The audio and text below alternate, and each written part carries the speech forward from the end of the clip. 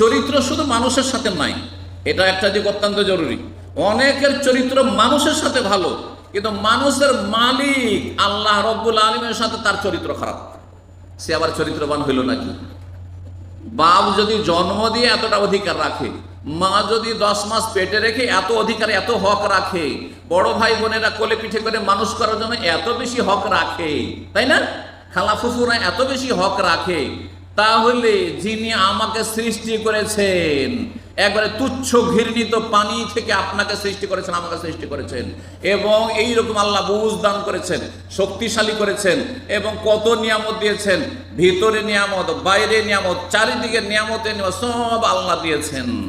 তার সাথে ভালো সম্পর্ক হইতে হবে না? তার সাথে আচরণটা ভালো হইতে হবে না? সেটাই হচ্ছে সহি আকীদা, আর সেটাই হচ্ছে বিশুদ্ধ ইবাদত, পূর্ণরূপে ইবাদত, সুন্দর করে ইবাদত বন্দী করা। এই জন্য রাসূলুল্লাহ সাল্লাল্লাহু আলাইহি ওয়াসাল্লাম দোয়া করতেন, আল্লাহুম্মা আইন্নি আলা যিকরিকা ওয়া শুকরিকা ওয়া হুসনে ইবাদাতিকা, হে আল্লাহ আমাকে সাহায্য করুন, আলা যিকরিকা, সব সময় তোমাকে স্মরণ রাখার,